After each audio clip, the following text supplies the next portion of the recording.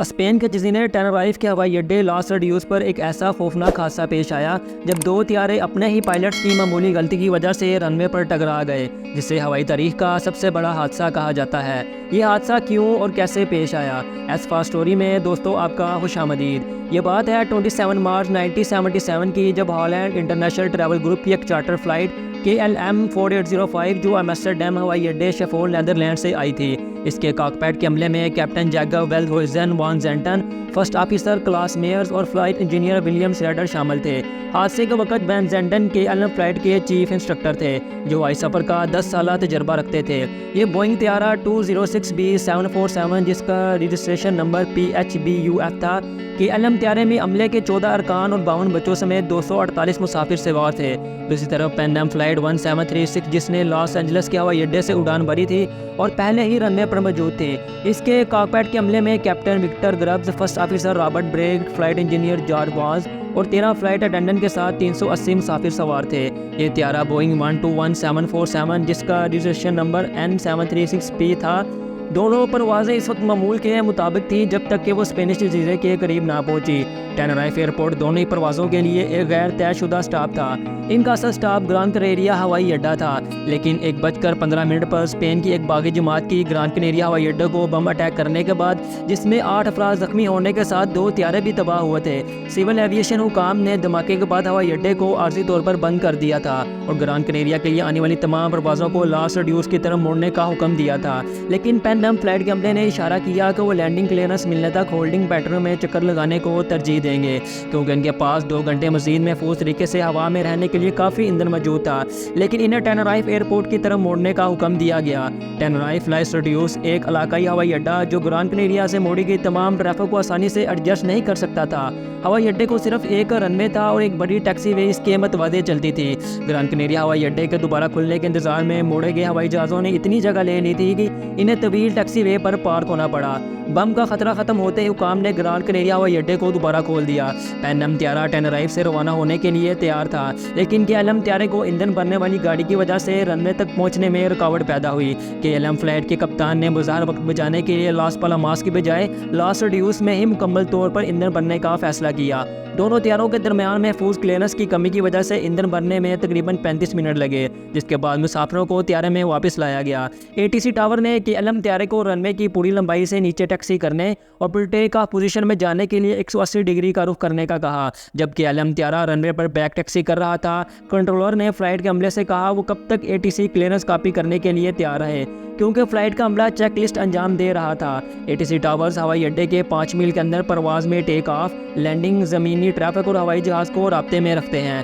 تھوڑی دیر بعد pain Am flight کو ہدایت کی گئی وہ اسی رن وے کے نیچے KLM فلائٹ کو فالو کرے اور اپنی بائیں جانب تیسرا ایگزٹ لے کر اس سے باہر نکلے اور پھر متوازی ٹیکسی وے کا استعمال کرے۔ ابتدائی طور پر عملہ واضح ہی نہیں تھا کہ آیا کنٹرولر نے انہیں پہلا یا تیسرا ایگزٹ لینے کو کہا تھا۔ عملے نے وضاحت طلب کی اور کنٹرولر نے زوردار انداز میں جواب دیا تیسرا ایگزٹ۔ عملے نے ٹیکسی شروع کی اور ہوائی اڈے کے خاکے کا استعمال کرتے ہوئے غیر نشان زدہ ٹیکسی ویز کی شناخت کرنے کے لیے آگے بڑھا۔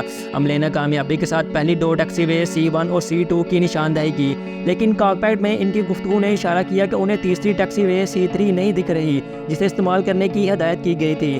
اس کی وجہ یہ تھی اس پر کوئی نشانات نہیں تھے۔ ایسا لگتا تھا رن وے سے باہر نکلنے کے لیے پین ایم فلائٹ کا عملہ رن وے پر اپنی پوزیشن کے بارے میں کنفیوز دکھائی دے رہا تھا۔ مزید یہ کہ لاس ریڈیوس ہوائی اڈہ سطح سمندر سے 633 میٹر بلندی پر ہے، جو موسمی حالات کو بھی جنم دیتا ہے، جو دوسرے بہت سے ہوائی اڈوں سے مختلف ہے۔ قریبی ساحل پر زمین کی سطح سے 600 میٹر بلندی پر بادل اور دھند لاس ریڈیوس میں زمینی سطح پر ہوتی ہے، جس کی وجہ سے رن وے کی ڈائریکشن کا تعین کرنا تھوڑا مشکل ہوتا ہے۔ بہتے بادلوں اور دھند کی وجہ سے ایک لمحے پین ایم فلائٹ کے عملے نے رن وے میں داخل ہوتے ہی خود کو کمزور اور تیزی سے بگڑتے ہوئے حالات میں پایا۔ الفا کی رپورٹ کے مطابق جیسے ہی پین ایم طیارہ رن وے پر ٹیکسی کر رہا تھا، یہاں حد نگاہ 500 میٹر تھی۔ کچھ ہی دیر بعد جب وہ رن وے پر مڑا تو یہ کم ہو کر 100 میٹر سے بھی کم ہو گئی تھی۔ اسی دوران KLM طیارہ اب کنٹرول میں تھا، لیکن رن وے کے نیچے بادل ان کی طرف اڑ رہے تھے۔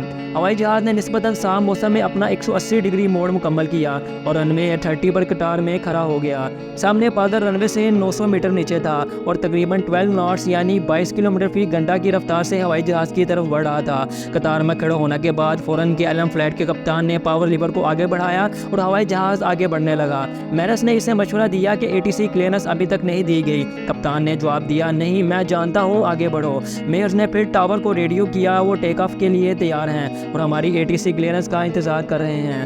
اس کے بعد KLM فلائٹ کے عملے کو ہدایت موصول ہوئی جس میں اس راستے کی وضاحت کی گئی تھی جس پہ طیارے کو ٹیک آف کے بعد فالو کرنا تھا۔ ہدایت میں لفظ ٹیک آف کا استعمال کیا گیا تھا، لیکن اس میں یہ واضح بیان شامل نہیں تھا کہ انہیں ٹیک آف کے لیے کلیئر کر دیا گیا تھا کہ نہیں۔ کنٹرولر جو کہ دھند کی وجہ سے رن وے نہیں دیکھ سکتا تھا، شروع میں اس نے اوکے کے ساتھ جواب دیا، جس سے KLM کپتان کی مس انڈرسٹینڈنگ کو تقویت ملی۔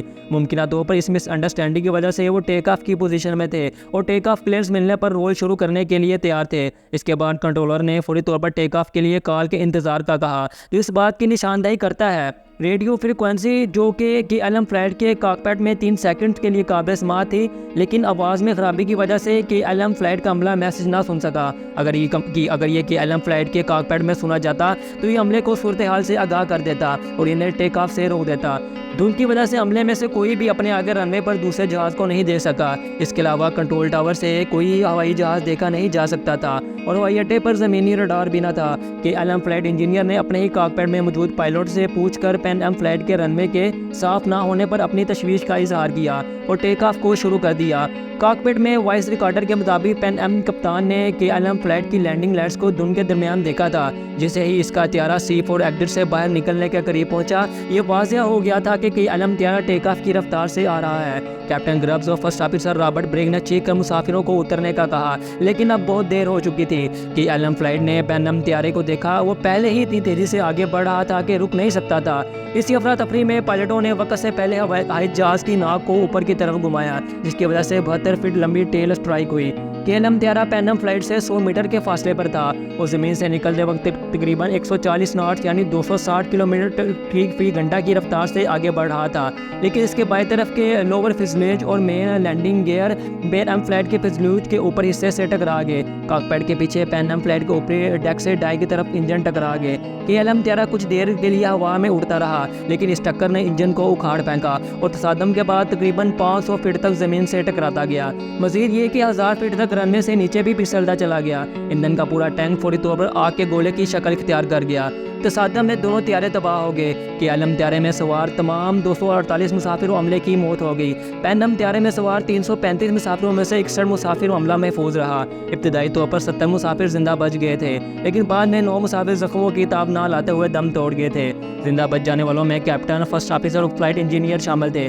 بند کاکپٹ کا اوپری حصہ جہاں انجن کے سوئچز واقع تھے تصادم میں تباہ ہو گیا تھا اور تمام کنٹرول لائنیں منقطع ہو گئی تھیں، جس سے پرواز کے عملے کے لیے ہوائی جہاز کے نظام کو کنٹرول کرنے کا کوئی ذریعہ نہیں بچا تھا۔ زندہ بچ جانے والوں نے بچاؤ کا انتظار کیا، لیکن کوئی فوری طور پر ہی نہ آیا، کیونکہ فائر فائٹرز کو ابتدائی طور پر اس بات کا علم ہی نہیں تھا کہ اس میں 2 طیارے شامل ہیں، اور وہ شدید دھند اور دھوئیں میں سینکڑوں میٹر دور KLM فلائٹ کے ملبے پر سے آگ بجھاتے رہے۔ پین ایم طیارے میں مرنے والوں میں ایو میئر جو کہ ایک فلم اداکارہ اور پروڈیوسر فلم ڈائریکٹر رس میئر کی دوسری بیوی تھی۔ کیلیفورنیا کے سابق سٹی مینیجر AP ہیمن تھے۔ اس حادثے کی تحقیقات اسپین کی CIAAC نے کی۔ تحقیقات میں تقریباً 70 اہلکار شامل ہوئے، جن میں امریکہ، نیدرلینڈز اور 2 ایئر لائن کمپنیوں کے نمائندے بھی شامل تھے۔ حقائق سے پتہ چلتا ہے کہ حادثے سے پہلے غلط بیانی و غلط قیاس رائیاں کی گئیں۔ CVR ٹرانسکرپٹ کے ذریعے پتہ چلتا ہے کہ KLM پائلٹ نے سوچا کہ اسے ٹیک آف کے لیے کلیئر کر دیا گیا تھا، جبکہ ٹینرائف کنٹرول ٹاور کا خیال ہے کہ پین ایم طیارہ رن وے کے آخر میں ٹیک آف کلیئرنس کا انتظار کر رہا تھا۔ مزید یہ کہ ہوائی جہاز میں ٹن اضافی وزن ڈالا گیا۔ اضافی ایندھن کی وجہ سے لگنے والی بڑھتی ہوئی آگ شدت اختیار کر گئی، جو بالآخر جہاز میں سوار تمام افراد کی موت کا باعث بنی، جس کی وجہ سے 583 لوگ لقمۂ اجل بنے۔ اس حادثے کے بعد بین الاقوامی ایئر لائن کے ضوابط اور ہوائی جہاز میں بڑی تبدیلیاں کی گئی۔ دنیا بھر میں ہوا بازی کے حکام میں آسان فکرے متعارف کروائے۔ مزید رن وے پر پہلے سے قطار میں کھڑے ہوائی جہاز کو دی گئی ATC کلیئرنس کی ہدایت کے ساتھ ہولڈ پوزیشن کے طریقہ کار کو بھی تبدیل کر دیا گیا۔ کم تجربہ کار فلائٹ کریو ممبران کی حوصلہ افزائی کی گئی تاکہ وہ اپنے فلائٹ کیپٹنز کو مشورہ دے سکیں، کیونکہ فلائٹ انجینئر نے کپتان سے اختلاف نہ کرنا بہتر سمجھا تھا۔ دوستوں، KLM طیارے کے متاثرین کی ایک یادگار اور آخری آرامگاہ ایمسٹرڈیم میں ویسٹ گارڈ قبرستان میں واقع ہے۔ اس حادثے کے بعد اس پر بہت سی موویز بھی بن چکی ہیں، جن میں بلیمنگ دی پائلٹ اور کولیجن آن دی رن وے قابل ذکر ہیں۔ دوستو، آپ اس حادثے کا ذمہ دار کسے سمجھتے ہیں؟ مجھے کمنٹ میں ضرور بتائیے گا۔ امید کرتا ہوں آج کی آپ کو یہ ویڈیو پسند آئی ہوگی۔ آپ اسے لائک اور شیئر بھی کریں گے۔ ملتے ہیں کسی نئی ویڈیو میں۔